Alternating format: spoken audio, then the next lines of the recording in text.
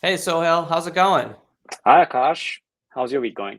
Oh, awesome. Busy. And I was reading about CVS was in the news this week. They're having a strategic board review, and there are a couple of reports about a few things that they were looking into. So I thought we might talk about that today. What are your thoughts on this?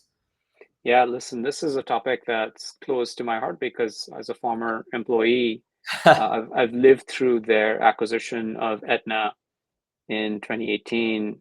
And certainly you also are familiar with Aetna's intent to acquire Humana a few Absolutely. years ago. So it's a pretty interesting topic, and I think about it, and I think about the fact that the strategy was predicated on very important population in healthcare, which is the Medicare Advantage population. And that's again a segment of the population that's pretty close to my heart. I'm sure we're all at the age where our parents are all Medicare eligible. Yep. And I think about what brought that the idea of the merger to fruition. It's really about serving the population better, hmm about making sure that that population stays healthy and creating the experiences and pulling the assets together to make that happen. So certainly it's something that's on my mind as well. What are your thoughts? Yeah. I mean, absolutely. This one's really close to both of us. I worked at Humana, which is also in the Medicare Advantage space and has is an integrated healthcare company like CVS in terms of bringing different assets together to create better value for their customers, better outcomes, but also better omni-channel experiences. I think the first thing that came to mind because I was head of marketing for pharmacy is just that I recognize between Walgreens and CVS how retail pharmacy, the experience has been, from a customer satisfaction perspective, at least the data that I saw when I was at Humana, it's been going down. Pharmacists are tired, they're overworked, hours are long, the experience inside the retail locations is going down as well in some instances.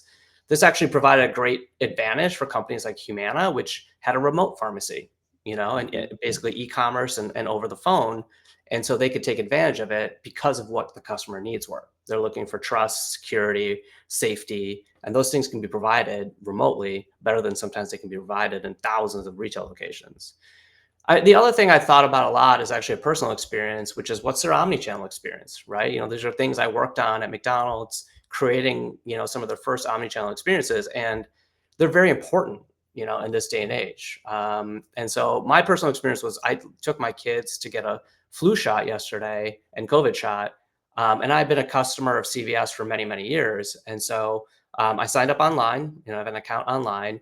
I booked the appointments, and a few things were goofed up. The data didn't. When I got there, they had to adjust the appointment because the age of my kids wasn't in, and they had the wrong name as well. They had me in there versus one of my kids. So we waited an extra 30 minutes.